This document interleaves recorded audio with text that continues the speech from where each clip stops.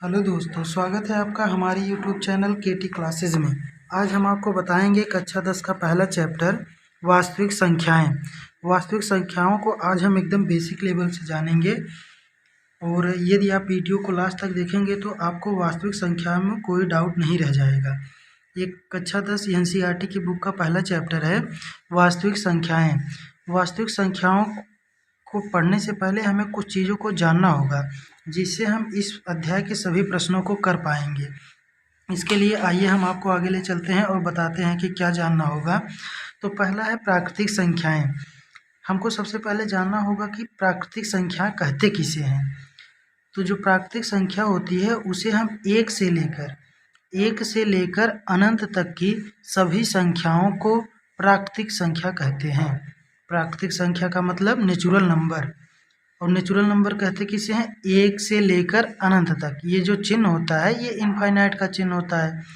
तो इसको दर्शाएंगे कैसे हम? 1 2 3 4 5 6 डॉट डॉट कहाँ तक? इनफाइनाइट तक।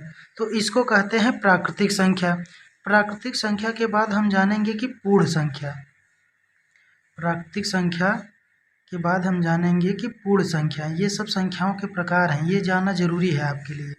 इसको जानेंगे तभी आगे कर पाएंगे। जो पूर्ण संख्याएं होती हैं वो जीरो से लेकर अनंत तक, जीरो से लेकर अनंत तक का मतलब इनफाइनाइट तक, ये जो होती है पूर्ण संख्याएं होती हैं। जैसे 0 1 2 3 4 डॉट डॉट कहाँ तक? इनफाइनाइट तक। इनफाइनाइट तक ले जाएंगे। देखिए ये सेम प्राकृतिक संख्या की तरह होता है लेकिन इसमें जीरो भी शामिल हो जाता है, इसलिए ये पूर्ण संख्या बन जाती है। अब प्राकृतिक संख्या हो गया और पूर्ण संख्या हो गया, दोनों के बाद अब हम जानेंगे पूर्णांक। पूर्णांक का नाम सुने होंगे, लेकिन पूर्णांक संख्या कहते किसे हैं? पूर्णांक संख्याएं जो होती हैं सभी धनात्मक व ऋणात्मक संख्याएं, सभी धनात्मक व ऋणात्मक संख्याएं और जीरो भी पूर्णांक है। जीरो भी पूर्णांक कहलाता है। इसका कहने का मतलब क्या है? जैसे ये हो गया ना एक सीधी रेखा, इसको हम व्यक्त करेंगे, ये हो जाएगा जीरो, और इधर जो होता है प्लस होता है, +1 +2 +3। इधर हम धनात्मक संख्या को व्यक्त करते हैं और इधर ऋणात्मक संख्या को व्यक्त करते हैं। तो ये सब जो होते हैं हमारे पूर्णांक नंबर होते हैं। जीरो भी होता है और जितनी धनात्मक संख्याएं होती हैं और जितनी ऋणात्मक संख्याएं होती हैं सभी क्या होते हैं? पूर्णांक नंबर। पूर्णांक नंबर तो समझ में आ गया होगा। ये हो गया प्राकृतिक संख्या, पूर्ण संख्या और पूर्णांक संख्या। ये सब संख्याओं के प्रकार थे। आगे चलिए आपको बताते हैं सम संख्या। सम संख्या क्या होता है? सम संख्या तो सबको पता होगा, पिछली क्लासों में आपने जरूर ही पढ़ा होगा। सम संख्या जो है उसे कहते हैं दो से विभाजित होने वाले, दो से विभाजित होने वाले सभी संख्याओं को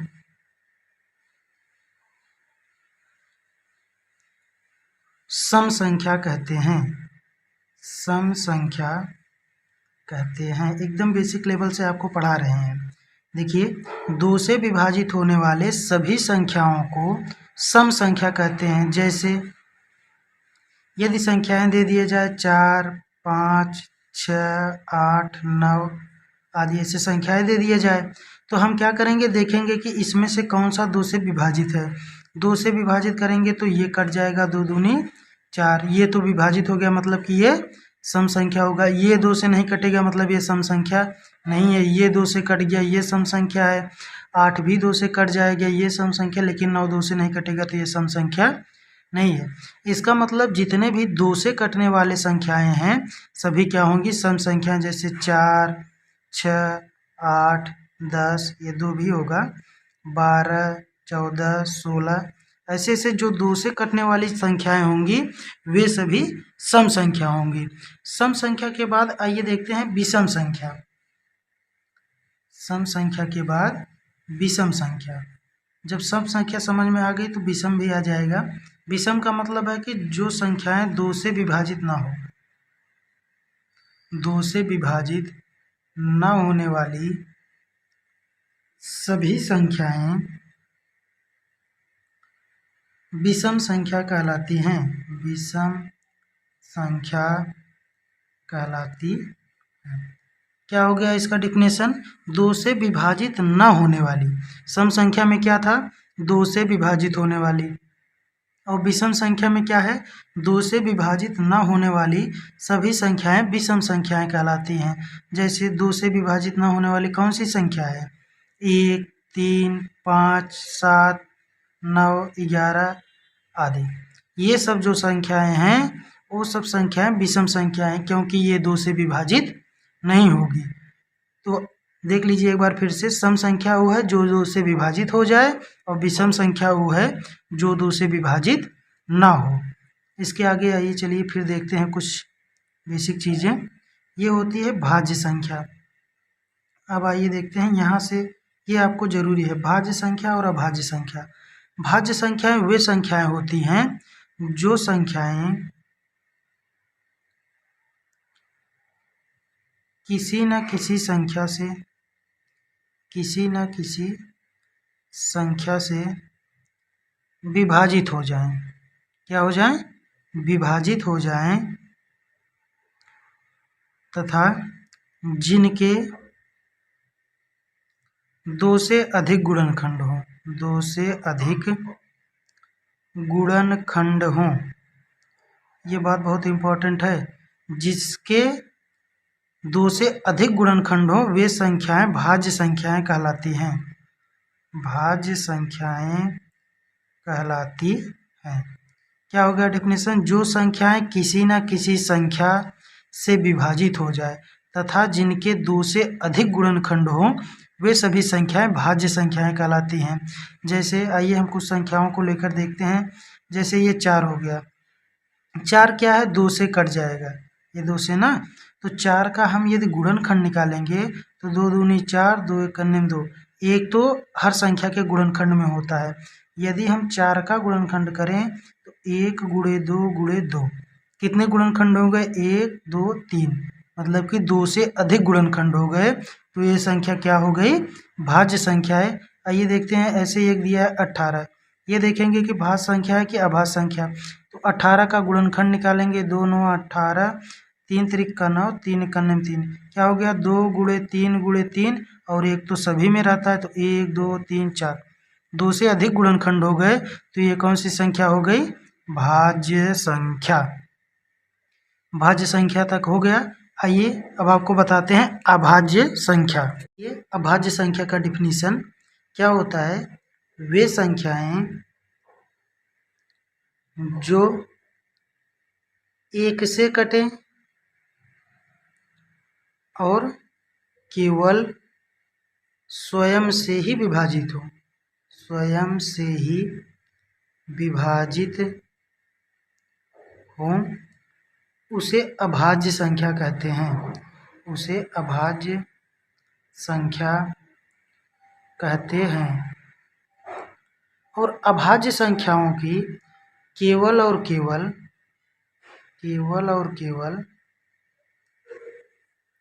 2 गुणनखंड होते हैं। भाज्य संख्या में क्या था? 2 से अधिक गुणनखंड। और अभाज्य संख्या में क्या है? केवल 2 गुणनखंड होते हैं। जैसे अभाज्य संख्या कोई हम लेके देखते हैं, जैसे 7, 3, 2 भी आता है, 5, 11, 13 आदि संख्याएं। देखिए यदि हम इसमें से 11 को लें, 11 का अगर गुणनखंड निकालेंगे तो ये 1 से कटेगा, 11 बार में, और 11 कन्ने, मतलब कि 11 का गुणनखंड करेंगे तो केवल 1 गुणे 11, कितने गुणनखंड हुए? 1 और 2।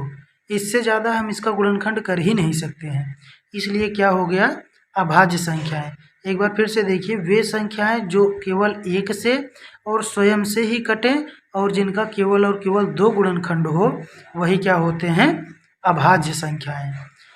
ये हो गया अभाज्य संख्याएं। अभाज्य संख्या के बाद अब आइए आपको बताते हैं परिमेय संख्याएं। यहाँ से थोड़ा ध्यान दीजिएगा। ये हो गया परिमेय संख्याएं। परिमेय संख्या कहते किसे हैं? ऐसी संख्या जिसे हम P/Q के रूप में लिख सकें, P/Q के रूप में लिख सकें और Q is equal to not zero हो। Q is equal to not zero हो। क्या कहें, मतलब कि क्या है, इसका हर जो है जीरो नहीं होना चाहिए। Q is not equal to zero होना चाहिए। तो क्या होता है, वे सभी संख्याएं क्या होती हैं? परिमेय संख्याएं होती हैं। परिमेय संख्याएं होती है। जैसे 4 है, 4 को हम क्या लिख सकते हैं? 4/2, 5/2, 6/3, 8/4। ये सभी क्या हैं? परिमेय संख्याएं हैं। परिमेय संख्या का मतलब होता है जो P/Q के रूप में लिखा जा सके, वही होता है परिमेय संख्याएं। परिमेय संख्या के बाद आता है अपरिमेय संख्याएं। अपरिमेय संख्याएं ये सब आप कक्षा 9 में पढ़ चुके होंगे, लेकिन देखिए फिर से देख लेंगे तो आपका रिवीजन हो जाएगा। अपरिमेय संख्या क्या होती है? ऐसी संख्याएं जिसे हम P/Q के रूप में नहीं लिख सकते हैं, Q के रूप में नहीं लिख सकते हैं, वे सभी क्या होती हैं? अपरिमेय संख्याएं होती हैं। अपरिमेय संख्याएं होती हैं। जैसे अपरिमेय संख्या का सीधा सीधा उदाहरण होता है, एक तो पाई हो गया, √5 हो गया, √3 हो गया, √7 हो गया, √11 हो गया। ये सभी संख्याएं क्या होती हैं? हमारी अपरिमेय संख्याएं होती हैं, क्योंकि हम इसे P/Q के रूप में नहीं लिख सकते। तो ये तो हो गया परिमेय संख्या। फिर हो गया अपरिमेय संख्या। अब आपको बताते हैं कि गुणनखंड निकालना क्या होता है। गुणनखंड, किसी भी संख्या का गुणनखंड कैसे निकालते हैं? तो गुणनखंड के लिए हम क्या करेंगे, जैसे यदि कोई शब्द दे दिया जाए 48, 52 कह दिया जाए कि इसका गुणनखंड करिए, तो हम क्या करेंगे, 42 को सबसे पहले छोटी संख्या से डिवाइड करेंगे 2 से। 2 दूनी 4, 2 चौके 8, 2 एक कन्ने में 2, 2 दूनी 4, 2 छंग 12, 2 तिहाई 6। ये देखिए 2 24 बार गया 48 आ गया, 2 12 बार गया 24 आ गया, 2 छंग 12, 2 तिहाई 6 और ये हो गया 3 इक्यावन 23। अब क्या होगा, 48 का गुणनखंड हो गया 2 गुणे 2 गुणे 2, कितने 2 हैं? 1 2 3 4, 4 2 और 1 3। ये हो गया गुणनखंड। ये होता है गुणनखंड निकालने की विधि। ऐसे देखिए क्या दिए 52 का यदि गुणनखंड करने को कह दिया जाए तो हम 2 से काटेंगे, ये हो जाएगा 2 दूनी 4, 2 26 दूना 52, 13 दूनी 26 और 13 तो अभाज्य संख्या है तो ये 13 से ही कटेगा। तो 52 का गुणनखंड क्या हो जाएगा? 2 गुणे 2 गुणे 13। ये तो हो गया गुणनखंड निकालना। ऐसे कि कितनी भी बड़ी संख्याएं दी जाएं उसका हम गुणनखंड निकालना सीख चुके हैं। गुणनखंड के बाद आप कक्षा 9 में पढ़ चुके हैं म स और ल स, महत्तम समापवर्तक और लघुत्तम समापवर्ती। इन दोनों को हम देखते हैं। आइए देखते हैं पहले तो म स क्या होता है? इसका फुल फॉर्म होता है महत्तम समापवर्तक। महत्तम समापवर्तक। आइए इसके बारे में देखते हैं। देखिए हम आपको बता रहे थे म स का फुल फॉर्म क्या होता है? महत्तम समापवर्तक। इंग्लिश में हम इसको HCF, highest common factor, highest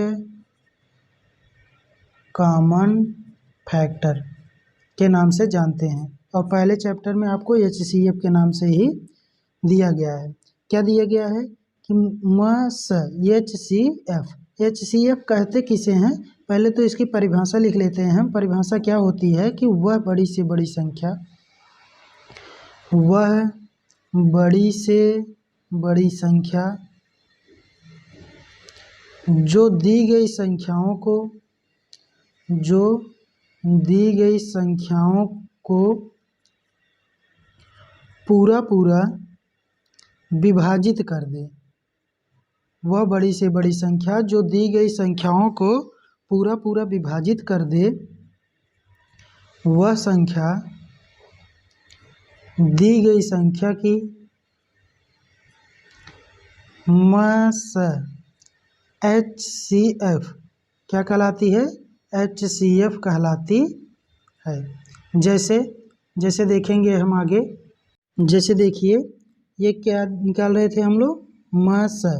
मास ये निकालने को कह दिया जाए कि 8 और 6 का ये दोनों संख्याएं दे दी जाए और कह दिया जाए कि इसका मास निकालिए। तो हम क्या करेंगे? मास निकालने की दो विधियां होती हैं। मास निकालने की वैसे तो कई विधियां हैं, लेकिन हम आपको दो विधियां बता रहे हैं। 2 या 3 विधि आपको हम बताएंगे। ये देखिए, पहले तो 8 का गुणनखंड करेंगे, फिर 6 का गुणनखंड निकालेंगे। हम आपको इसीलिए गुणनखंड करना पहले सिखा चुके हैं। तो इसका गुणनखंड करेंगे तो 1 गुणे 2 गुणे 2 गुणे 2 क्या हो गया? 2 दूनी 4 दूनी 8। और इसका गुणनखंड करेंगे तो 2 गुणे 3। और महत्तम समापवर्तक होता है कि जो दोनों में कॉमन हो। मासा निकालने के लिए हम देखेंगे कि जो संख्याएं दोनों में कॉमन होती हैं उसी को मासा कहते हैं। तो मासा क्या हो जाएगा इसका? 2। क्या हो गया मासा? 2। हम आपको परिभाषा में लिखाए थे कि वे संख्याएं जो दी गई संख्याओं को पूरा पूरा विभाजित कर दें, वह उस संख्या का मासा कहलाती है। जैसे देखिए, मासा आ गया ना 2, ये 2 8 को भी विभाजित करेगा और 6 को भी विभाजित करेगा। इसी तरीके से आइए देखिए इसकी ये एक और विधि। 8 और 6 इन दोनों का मासा हमें निकालना है। तो कैसे करेंगे? ऐसी संख्या लेंगे जो दोनों संख्याओं को काट दे। तो हम देखिए 2 लेंगे, 2 चौके 8, 2 तिहाई 6, ये दोनों काट दिया। फिर ऐसी संख्या लेंगे जो दोनों को काट दे। देखिए, अगर हम 2 लेते हैं तो ये 4 को काट देगा, लेकिन 3 को नहीं काटेगा। अगर 3 लेंगे तो 3 को काट देगा, लेकिन 4 को नहीं काट पाएगा। इसलिए केवल 1 से विभाजित होंगे और कोई संख्या नहीं है जो इन दोनों को साथ में विभाजित कर दे। इसलिए इसका मासा हो जाएगा, मासा का मतलब HCF हो जाएगा केवल 2। मतलब कि 2 जो है इन दोनों संख्याओं का HCF है। ऐसे आइए और कोई संख्या लेते हैं। जैसे आपको संख्या दे दिया जाए 15 और 25, ये दे दिया जाए और आपको कह दिया जाए कि ये दोनों संख्याओं का मासा निकालिए। तो मासा निकालने के लिए हम क्या करेंगे? भाग विधि में ये करेंगे। पहले तो छोटी संख्या 3 से देखेंगे, ये कट रहा 3 पचे 15, लेकिन ये दोनों नहीं कट रहा है। तो क्या हो गया? हमारा 3 गलत हो गया। हम क्या काटेंगे? यहाँ से 5 से काटेंगे। 5 तिहाई 15 और 5 पचे 25, ये दोनों कट गया। अब बचा क्या? 3 और 5। अब ऐसी कोई संख्या नहीं है जो 3 और 5 को साथ में काट दे। तो क्या करेंगे हम? इसका हमारा HCF क्या हो जाएगा? केवल और केवल 5। 5 क्या हो गया? हमारा HCF हो गया। अभी आगे हम आपको और बताएंगे, लेकिन अब इसके बाद हम आपको बता देते हैं लस। लस का मतलब होता है लस। लस का फुल फॉर्म होता है लघुत्तम समापवर्त्य। लघुत्तम समापवर्त्य, इसको इंग्लिश में कहते हैं LCM। HCF और LCM। LCM का फुल फॉर्म होता है largest common multiple. Largest common multiple. इसकी परिभाषा देख लेंगे हम सबसे पहले। तो इसकी परिभाषा होती है कि वह छोटी से छोटी संख्या, वह छोटी से छोटी संख्या जो दी गई संख्याओं को, जो दी गई संख्याओं से पूरा पूरा विभाजित हो जाए। क्या हो जाए? विभाजित हो जाए। तो उसे हम क्या कहेंगे? दी गई संख्याओं का, दी गई संख्याओं का लस। लस यानी लघुत्तम समापवर्त LCM। वह छोटी से छोटी संख्या जो दी गई संख्याओं से पूरा पूरा विभाजित हो जाए। अभी हमने HCF में पढ़ा था कि वह बड़ी से बड़ी संख्या जो दी गई संख्याओं को पूरा पूरा विभाजित कर दे, लेकिन ये LCM है। LCM में क्या होगा, वह बड़ी छोटी से छोटी संख्या जो दी गई संख्याओं से पूरा पूरा विभाजित हो जाए। आइए एग्जाम्पल हम आपको समझाते हैं, तब आपको ज़्यादा समझ में आएगा। जैसे देखिए 8 और 6, ये देखिए 8 और 6 का हम लोग क्या निकाले थे, म सा निकाले थे तो 2 आया था। अब हम इसका ल सा निकाल के देखते हैं कितना आया, 8 और 6 का। इसका ल सा निकालने के लिए क्या करेंगे, 8 और 6, अब इसको हम 2 से काटेंगे, 2 चौके 8, 2 तिहाई 6। देखिए इतना हो गया ना। अगर हम HCF निकाल रहे होते तो क्या करते कि ऐसी संख्या ढूंढते जो दोनों को काटे, लेकिन LCM में ऐसा नहीं करेंगे। LCM में देखिए हमें 2 दूनी 4 कट रहा है ना, 3 नहीं कटेगा तो 3 को ऐसे उतार लेंगे। फिर 2 एक करने में 2, 3 नहीं कटा, 3 को ले लिए। अब देखिए 3 से काट देंगे 1 और 1, मतलब कि हमें उस समय तक विभाजित करना है जब तक नीचे 1 ना आ जाए। क्या ना आ जाए, दोनों में 1 1 ना आ जाए, तब तक हम इसको विभाजित करते रहेंगे। अब इसका LCM कितना हो जाएगा, LCM हो जाएगा 2 गुणे 2 गुणे 2 गुणे 3, 2 दूनी 4 दूनी 8 तिरिक 24। LCM तो आ गया 24। अब हम अपने परिभाषा से देखते हैं कि वह छोटी से छोटी संख्या जो दी गई संख्याओं से पूरा पूरा विभाजित हो जाए। दी गई संख्याएं कौन सी थी, 8 और 6, ये दोनों दी गई संख्याएं थी। अब हम देखेंगे कि ये जो हम LCM निकाले हैं ये 8 और 6 से विभाजित है कि नहीं है। देखिए 8 से अगर इसको विभाजित करते हैं तो 8 तिरिक 24, 3 बार में ये विभाजित हो गया। 6 से विभाजित करेंगे तो ये 6 चौके 24, 4 बार में विभाजित हो गया। वह छोटी से छोटी संख्या की बात किया था। अब देखिए 24 से छोटी ऐसी कोई भी संख्या नहीं होगी जो 8 और 6 से विभाजित हो जाए। LCM का मतलब ही होता है कि वह छोटी से छोटी संख्या, और HCF का मतलब होता है कि वह बड़ी से बड़ी संख्या जो दोनों को विभाजित कर दे, और LCM का मतलब होता है जो दी गई संख्याओं से विभाजित हो जाए, वही LCM है। जैसे देखिए हम निकाले थे ऊपर ये देखिए 15 और 25 का म सा 5 आया था जो दोनों को विभाजित कर रहा था। अब हम 15 और 25 का ल सा निकालेंगे। क्या निकालेंगे, ल सा। देखते हैं क्या होता है। 15 और 25 का ल सा निकालने के लिए हम क्या करेंगे, 5 3 15, 5 5 25, 3 एक करने में 3, 5 नहीं कटा, 5 को उतार लेंगे, फिर 5 से काटेंगे 1 और 1। अब क्या हो गया हमारा, ल सा क्या हो गया, 5 गुणे 3 गुणे 5, 5 3 15 पचे 75, 75 हमारा आ गया कितना, लस आ गया। क्या आ गया, लस आ गया किसका, 15 और 25 का। अब देखिए 15 पचे 75, ये 5 बार में विभाजित हो गया, 25 3 75, मतलब कि दी गए दोनों संख्याओं से यह विभाजित है, तो यह क्या हो गया हमारा, लस हो गया।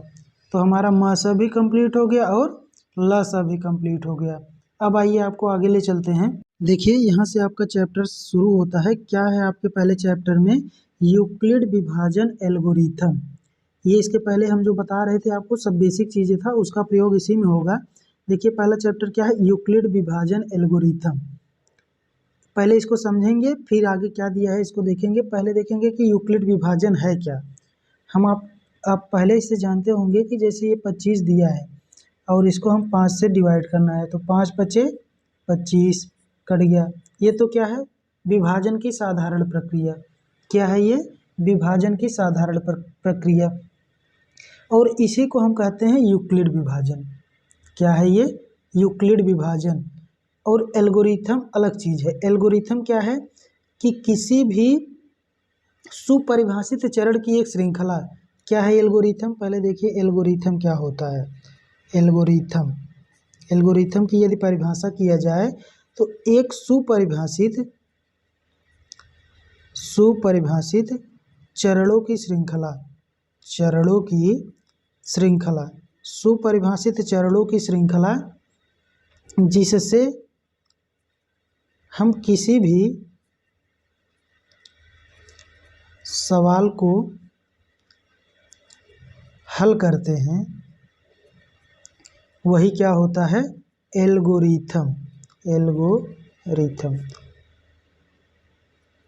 क्या हो गया, एक सुपरिभाषित चरणों की श्रृंखला जिससे हम किसी भी सवाल को हल करते हैं, वही क्या होता है हमारा एल्गोरिथम। और ये क्या हम बताएं, यूक्लिड विभाजन जो हम सब नॉर्मल डिवीजन करते हैं, ये क्या है यूक्लिड विभाजन ना।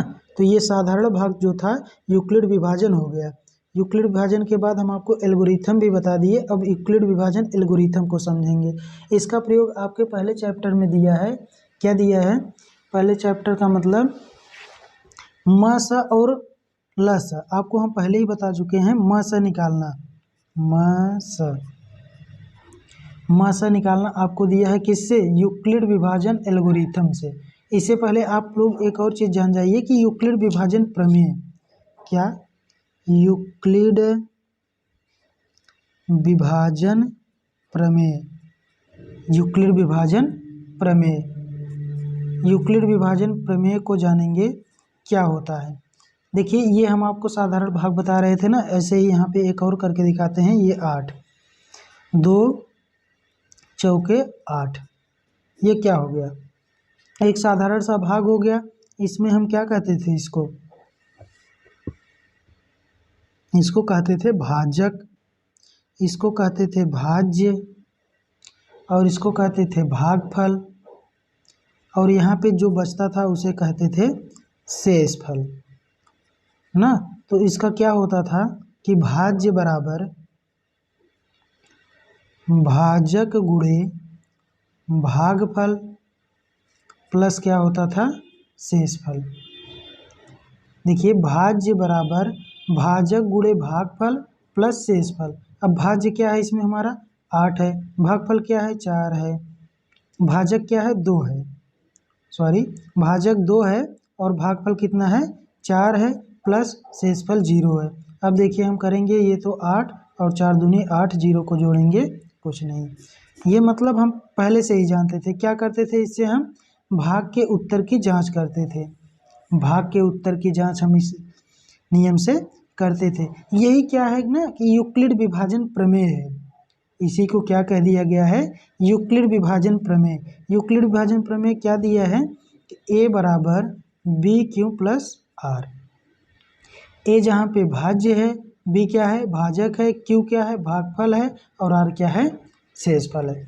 इसी को जो है यूक्लिड विभाजन प्रमेय का रूप दे दिया गया है, जो कि ये होता है 0 is not equal to R और ये बी। इसका मतलब क्या है, जो शेषफल होगा हमेशा भाजक से छोटा होगा, जो शेषफल होगा हमेशा भाजक से छोटा होगा। और इसका मतलब शेषफल है, तो शेषफल जो होगा या तो 0 होगा या फिर 0 से बड़ा होगा। 0 से छोटा आने का कोई सवाल ही नहीं है, 0 से बड़ा होगा। हमेशा जो शेषफल आता है वह 0 से बड़ा ही आता है, और जो भाजक होता है उससे छोटा आता है। जैसे एक देखिए 9 में यदि हम 2 से भाग दें तो 2 चौक 8, शेषफल क्या बच गया 1 बच गया। 1 का मतलब क्या है, ये भाजक, भाजक क्या है 2, 2 से क्या है छोटा है। भाजक का मतलब b, और b से छोटा है और 0 से बड़ा है। तो इसका मतलब यही हो गया कि जो हमारा शेषफल आएगा वो या तो 0 होगा या फिर 0 से बड़ा होगा। देखिए बराबर का चिन्ह लगा है, और या तो फिर b से छोटा होगा। b से छोटा तो हमेशा ही होता है, और r जो है या तो 0 भी हो सकता है या 0 से बड़ा भी हो सकता है। इतना तो हो गया यूक्लिड विभाजन एल्गोरिथम और यूक्लिड विभाजन प्रमेय, हम ये दोनों समझ चुके हैं। अब देखिए आपको यूक्लिड विभाजन एल्गोरिथम, यूक्लिड विभाजन एल्गोरिथम के प्रयोग से मस यानी HCF निकालना सीखेंगे। क्या सीखेंगे, HCF निकालना। इसके पहले भी हम आपको HCF निकालना बता चुके हैं, लेकिन हम अब क्या करेंगे, इस नियम से सीखेंगे, यूक्लिड विभाजन प्रमेय क्या या यूक्लिड विभाजन एल्गोरिथम के प्रयोग से। जैसे दे दिया जाए कि 8 और 6 ये दोनों संख्याएं दे दिया जाए और कह दिया जाए कि इसका HCF निकालिए। आपको हम 2 विधि तो पहले ही बता चुके हैं, लेकिन ये जो तीसरी विधि है यही है यूक्लिड विभाजन एल्गोरिथम। इसीलिए हम आपको वहाँ पे नहीं बताए, यहाँ पे बता रहे हैं। तो इसमें क्या होगा, जो बड़ी संख्या होगी, क्या होगी, जो बड़ी संख्या होगी उसको छोटी संख्या से डिवाइड कर देंगे। ये 6 से डिवाइड कर देंगे। अब कितनी बार जाएगा, 6 एक अन्य में 6, कितना बचा 2, शेषफल बच गया। तो हम क्या करेंगे, इसको जो जिससे भाग दे रहे थे उसको फिर अंदर लेके उसी में भाग दे देंगे। देखिए ये 2 शेषफल हमारा बच गया था और 6 से हम 8 में भाग दे रहे थे, तो हम 6 को फिर अंदर ले लेंगे। तो 2 तिहाइयाँ 6, क्या हो गया, कट गया। तो जहाँ पे शेषफल 0 आ जाए, क्या आ गया यहाँ पे, शेषफल 0 और किससे भाग देने पर आया, 2 से, तो हमारा HCF यह हो जाएगा, HCF हो जाएगा 2। कितना हो जाएगा HCF 2। इसके पहले भी हम आपको निकाल के बता चुके हैं कि 8 और 6 का HCF कितना होता है, 2 होता है। तो यही है यूक्लिड विभाजन एल्गोरिथम। और इसी को कहेगा कि यूक्लिड विभाजन प्रमेयिका से हल करिए। यूक्लिड विभाजन प्रमेयिका से हल करिए। तो हम आपको यूक्लिड विभाजन प्रमेयिका के बारे में बताते हैं। देखिए यूक्लिड विभाजन प्रमेयिका, इसी के बारे में हम आपको बता रहे थे। तो यूक्लिड विभाजन प्रमेयिका में क्या करेंगे, देखिए यही हम निकाले थे ना, 6 करने में 6, 2 6, 2 तिहाई 6, कट गया। कितना आया था हमारा HCF, जो आया था 2 आया था। इसी को हम यूक्लिड विभाजन प्रमेयिका, यूक्लिड विभाजन प्रमेयिका क्या थी, A बराबर BQ प्लस R, जहाँ 0 greater than equal R is greater than क्या था, B था। यही था ना, इतना था हमारा क्या, यूक्लिड विभाजन प्रमेयिका। अब हम इसको इसी में रखेंगे, क्या करेंगे, इसके जितने चरण हैं इसी में रखेंगे। पहले क्या कर लेने, अगर ऐसे दे दिया जाए तो क्या करेंगे, यहाँ पे हम लिखेंगे कि यूक्लिड विभाजन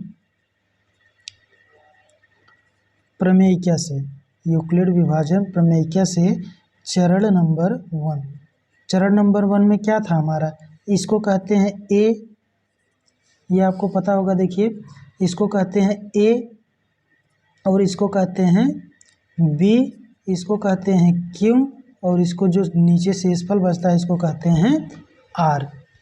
तो देखिए पहले चरण कहाँ तक था हमारा, यहाँ तक था पहला चरण। तो क्या लिखेंगे, A का मान इसमें था 8, B का मान था 6, Q का मान था 1 और R का मान था 2। ये इतना था। तो यहाँ पे क्या लिखेंगे कि 0 इज नॉट, R का मान कितना है 2, R का मान कितना है हमारा 2 है और B का मान कितना है 6 है। इतना हम लिख दिए। तो क्या करेंगे, अब दूसरा चरण लिखेंगे। दूसरे चरण में क्या लिखेंगे, चरण नंबर 2। दूसरे चरण में देखिए हमारा A कितना था, 6 था। अभी तक तो ये 6, देखिए 2 जो है 6 से छोटा है, मतलब अभी 6 भी 2 से कट सकता है। तो हम 6 को लेकर हल किए हैं, तो यहाँ लिख देंगे 6 और इसमें 2 गुणे 3 प्लस 0, ये देखिए 2 तिहाई 6। इसमें क्या आ गया, 0, कितना आ गया, R का मान कितना आ गया 0 आ गया और B का मान कितना है, B का मान 6 ही है, ये आ गया 0 और 0। इसलिए हमारा HCF क्या हो गया, HCF हो गया 2। HCF हमारा क्या हो गया, 2 हो गया। बस यही है यूक्लिड विभाजन प्रमेयिका। अब इसी टाइप का सवाल आपके प्रश्नावली में दिया हुआ है। आइए अब हम आपको आपकी प्रश्नावली का सवाल हल कराते हैं। तो अब हम क्या करेंगे, प्रश्नावली हल करेंगे। प्रश्नावली कौन सा, प्रश्नावली 1.1, प्रश्नावली 1.1 को अब हम लोग हल करेंगे। तो आइए देखते हैं प्रश्नावली का पहला सवाल। ये देखिए प्रश्नावली 1.1, 1.1 का पहला सवाल क्या है, निम्नलिखित संख्याओं को HCF ज्ञात करने के लिए यूक्लिड विभाजन एल्गोरिथम का प्रयोग कीजिए। हमें HCF ही निकालना है, लेकिन किससे, यूक्लिड विभाजन एल्गोरिथम के प्रयोग से।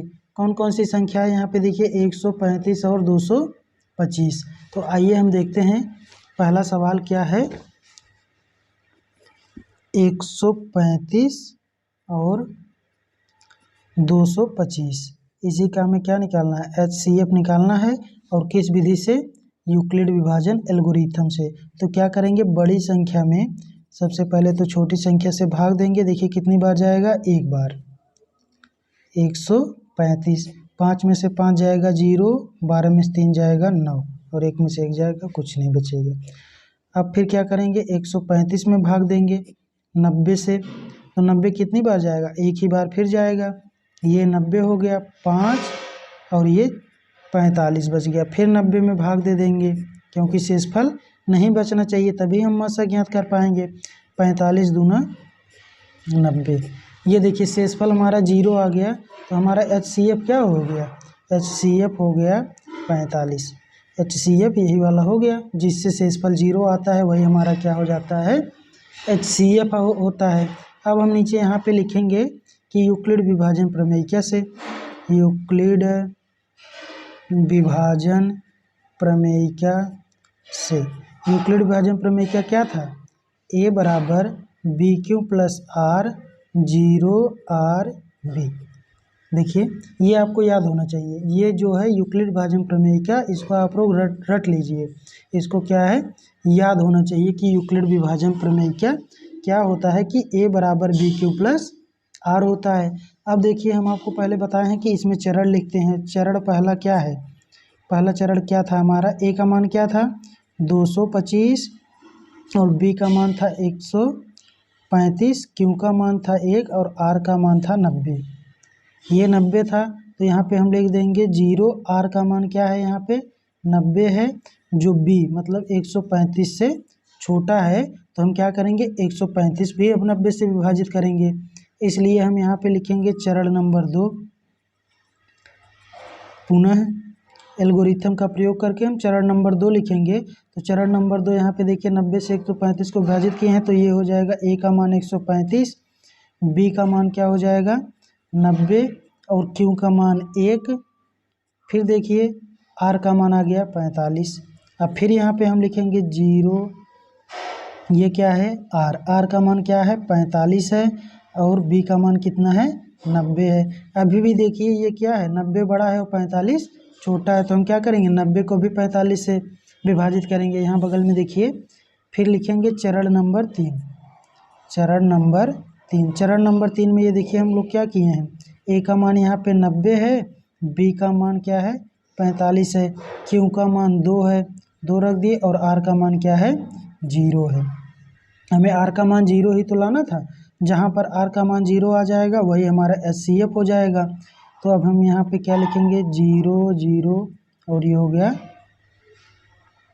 B का मान कितना था यहाँ पे 45, B का मान यहाँ पे 45 था, तो यही जो B का मान है हमारा HCF हो गया। कौन सा, ये वाला, देखिए ये वाला 45 जो है हमारा HCF हो गया। ऐसे ही हमें संख्या दी रहेगी और इस विधि से हम प्रयोग करके मात्रा निकालेंगे और इसको चरणबद्ध तरीके से यूक्लिड विभाजन प्रमेय का प्रयोग करके लिख देंगे। देखिए बहुत ही आसान तरीका है। वीडियो को यदि न समझ में आया तो वीडियो को पॉज करके एक बार फिर से देखिएगा, पूरा समझ में आएगा। एकदम हम आपको बेसिक लेवल से सिखा रहे हैं, अब इससे ज़्यादा बेसिक लेवल तो नहीं सिखा पाएंगे क्योंकि टाइम का भी अभाव रहता है। तो ना आप पहले से कक्षा 9 में सब कुछ पढ़ चुके हैं, लेकिन यही जो है यूक्लिड विभाजन प्रमेयिका के रूप में लिखना है। ये पहला सवाल था आपका प्रश्नावली 1.1 का पहला सवाल। 135 और 225 का HCF निकालना था। देखिए 225 को 135 से विभाजित करेंगे तो 90 शेषफल आएगा, फिर 135 को अंदर ले लेंगे, 90 से विभाजित करेंगे तो शेषफल 45 बच गया, फिर 90 को अंदर ले लेंगे तो 45 दूनी 90 शेषफल 0 आ गया। और जहाँ पे हमारा शेषफल 0 आता है वही संख्या हमारी क्या होती है, HCF होती है। तो इसको यूक्लिड विभाजन प्रमेयिका के प्रयोग से, यूक्लिड विभाजन प्रमेयिका ये होता है, इसको हम इसी चरण में लिख देंगे। बोर्ड एग्जाम में ऐसे ही लिखेंगे, बिल्कुल चरणबद्ध तरीके से, जितना अच्छा आप लिख सकें।